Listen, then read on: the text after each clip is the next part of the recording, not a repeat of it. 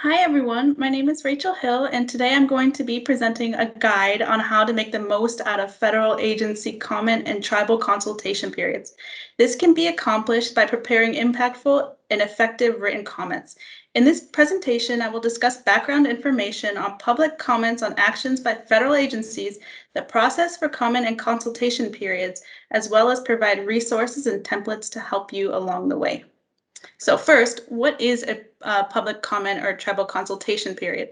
So when an agency decides to create a new rule or regulation, they're required to post their proposed rule or a notice of proposed rulemaking to the Federal Register to give an interested persons an opportunity to comment them. An interested person is anyone who just wants to provide input on any specific action. Agencies are required to provide a meaningful opportunity for comments, which is often a time between 30 and 60 days, depending on the complexity of the action.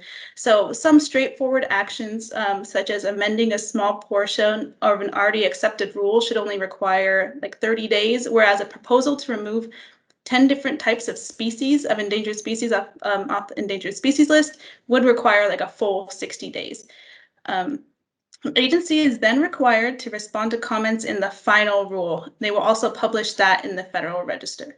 The agency does not have to respond to all comments. They do have to respond to comments, if true, which require a change in the proposed rule, comments which raise any significant issues, comments which challenge a fundamental premise, and comments which are relevant. So it should be the goal of your comment that it be relevant and raise important points. So there are 4 separate steps that I have outlined here as a process for comment periods. So the first is setup and preparation. The second is the writing process. The third is submitting and attending tribal consultations. And the fourth is a follow-up. So when it comes to setup and preparation, there are 4 major steps. First, be aware of comment periods and tribal consultations. Second is use proper formatting, define your objectives, and gather background information. So first, it's important to be aware of the comment periods and tribal consultations. One of the most important resources is the Federal Register. So all government agencies use this site, and they're required to post their proposed rules. Each proposed rule contains the length of the comment period, the requirements, addresses, and other important background information, as well as the full rule. One drawback is because all the actions are posted here, it can be kind of difficult to find exactly what you're looking for or a specific type of proposed rule that you would like to comment on. So one resource that we at RTOC use quite a bit is the TCOTS, which is the Tribal Consultation Opportunities Tracking System. So this site will allow you to easily see EPA's proposed rules and the opportunities for tribal consultation in each region. It will also provide dates, addresses, and a lot of relevant background information. So finally, for actions taken by the Department of the Interior, which include U.S. Fish and Wildlife and National Park Service, they publish their tribal consultations at the link below. So second, for setup and preparation, it is important to use proper formatting. So effective comments will be presented very formally and in compliance with the appropriate requirements found in the rule itself. So the proposed rule, the tribal consultation posting, will usually contain this information about who it is supposed to be addressed to, who will this be going to, and the email addresses of those people. So example of tribal consultation letters can be found at the RTOC site, where I have copy and pasted a picture of what one of our comments looks like. So third is to define your objectives. What kind of information do you want to get across? Have a clear picture of what you would like. So would you like to correct factual inaccuracies? Are you trying to provide information about impacts to a tribe or important cultural resources? So keep in mind that the agency only needs to respond to comments that are relevant. So if you're commenting on a rule about air quality, make sure that you focus on air quality and not the overall environmental impact or impact to water quality, because those comments will be disregarded. So make sure the objective is clear and concise. Make sure you have like one sentence that really clearly gets across what you're trying to say. And don't be afraid to keep reiterating this goal as you go forward. And then the last one is to just make a checklist of the things that you would like to get across if you would like to get across more than one thing. It helps structure your letter later, and it helps you keep in track of your ideas.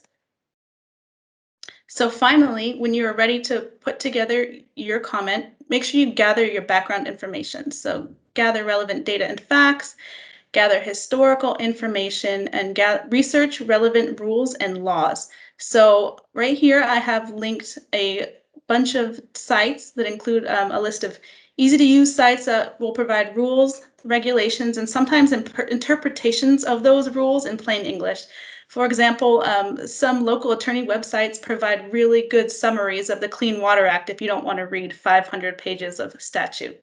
So moving on to the writing process, we have 5 general tips here. So introduce yourself, introduce who you are, share your authority if you're a tribal member, if you're a tribal leader, and why you are interested in making the comment. Be specific. So use certain statements of fact or law to get your point across. Use clear and concise language. So remember that the agencies who are reading these have to read through a large number of comments, and they want to be able to just get what they want out of it. So make sure that you're speaking very clearly. Use examples, whether they're hypothetical or actual examples. Will it have a direct impact? Will it have a direct indirect impact? Just be sure to use examples. And finally, if you have any solutions, make sure you offer those as well, because it is easier for an agency to adopt a solution rather than come up with their own sometimes. So in this slide, I actually included a graphic of how to improve your writing. So on the left-hand column, you have less effective writing. And then on the right-hand column, you see examples of how to change those into more effective comments. So if you like this graphic, I found this to be really useful in my comment writing. There's a link right on the right bottom hand corner that it provides other great graphics and really great tips for public comment writing. So here are some structural tips to your writing process. So once you have your effective language, it should be structured in a way that makes it easy to read.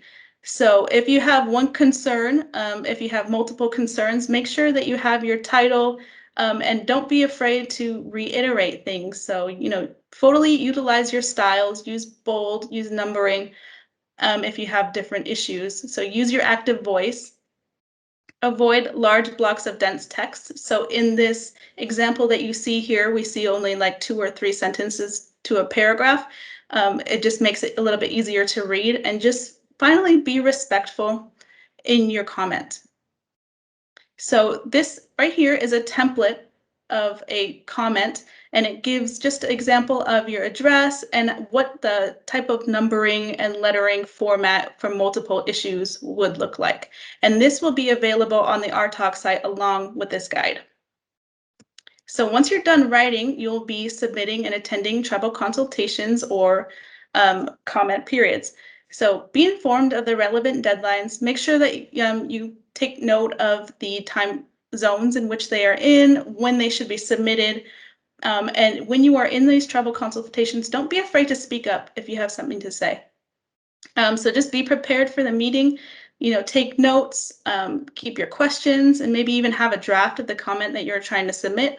But keep in mind that all information that you share may or will become publicly available. So if you have like any important, sacred, traditional resources that you don't want getting out there, don't mention them. Don't be specific about those certain things.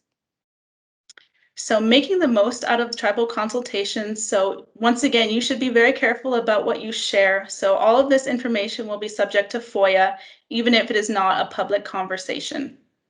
And when you are in the consultation, make sure you request a written follow-up. In the event that there are questions that the agency can or won't answer at the time, or that there are any other issues, it is always good to get a written follow-up. Tribes should have a role in structuring the consultations. So this means that if you prefer or would like a meeting to be held in person, you should request that. If there was a public webinar and you would you would like more personalized meetings, request those. And then, so finally, tribes should develop their own consultation policies. So there will be a couple of examples at the end in the resources for what a meaningful consultation means to your tribe and what it means to you. And then so the follow-up, so agencies are required to follow up through and address comments in their final rule as long as they're relevant and meaningful. So this is an example of a final rule from the Fish and Wildlife Service, and right here is highlighted as to how that agency addresses specific comments. And so finally, here are some additional resources. And if you have any other questions or comments, please feel free to go to the Region 10 RTOC site, and that will be posted as well. And feel free to send us an email, and we'd be happy to help you out. Thank you very much.